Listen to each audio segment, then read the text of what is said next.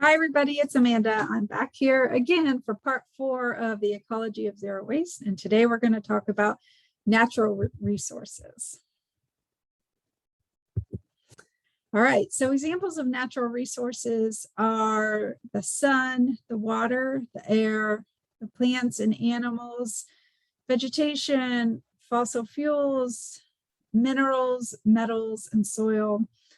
So we as animals on this planet need these natural resources, just like other animals do, and just like plants do.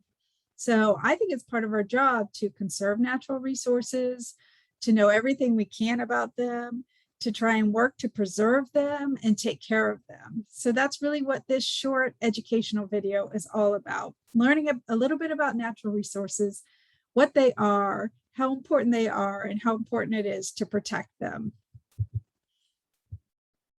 So all of the natural resources come from our planet that we live on Earth, and all living creatures on Earth need natural resources to survive. So we need them, other animals need them, the alligators need them, the frogs need them, and the plants also need them, the trees and everything.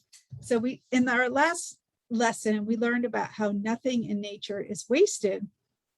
So natural ecosystems just continually cycle resources and energy and water and everything that they use. And that's what zero waste strives to do as well. Well, in this lesson, we're going to talk about natural resources and how important they are. So just think about everything around your classroom. So you can look around, the clothes you're wearing, the food you're going to eat at lunch today, everything on the walls, the desks, everything we use come from natural resources. There are natural resources in your phone, in the computers, in everything. So we really need to all work together to keep our Earth healthy and to preserve natural resources, to take very good care of them. Don't overconsume, meaning don't use anything more than you actually need. So again, natural resources are everything we can think about, everything that's around us, everything that comes from Earth, the minerals and the soil, the vegetation, the plants, the air, the sun, the wind, everything, even the fossil fuels and stuff that is deep, deep, deep inside of our Earth. Those are all natural resources, and they're really the building blocks of everything we use, we consume. Whether if it's food or products or packaging, they're all made from natural resources. So it's really important to not overuse them, not have more than you need, and to think critically about how you dispose of your natural resources, because we want these items, these resources to be used over and over and over again to create this circular system of resource use, because that's how it works in nature. So that's really what we want to help create as well. And we, being humans, another type of animal that lives on Earth. So how can we use natural resources responsibly? Well, we can reduce your use of water. So maybe you can turn off the water while you brush your teeth. Protect biodiversity. So there are ecosystems out there that have a wide variety of plant and animal species. That's really important for that ecosystem. And it's really important for us too, to have that biodiversity, that vast array of plants and animals. We're going to learn more in lesson 4 about reducing the food that you waste. We should all keep items in good condition, and so they last a really long time. We're going to learn all about reuse in lesson 6 and recycling in lesson 8. So all of those lessons really build on this base lesson about understanding what natural resources are and the fact that we should keep them in use as long as possible. We should value them and respect the ecosystems, and that they all come from Earth.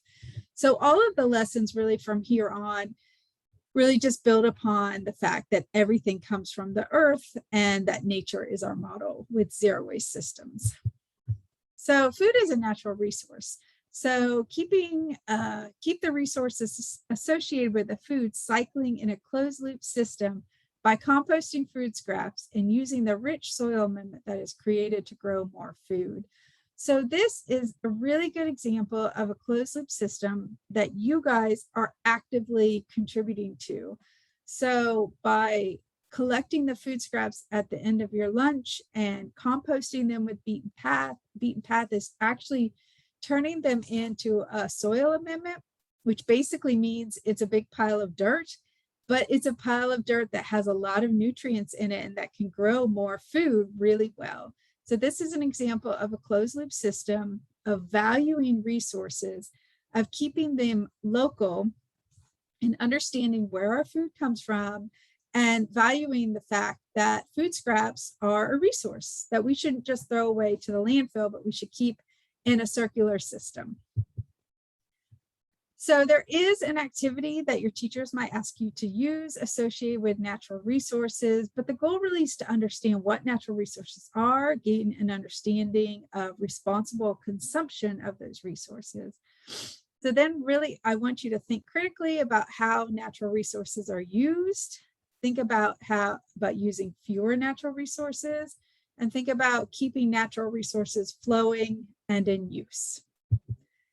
And in our next lesson, we're really going to bring it all together and talk about zero waste. So I'm really excited. Our next lesson is about the halfway point in this 10-part zero waste curriculum called the Ecology of Zero Waste.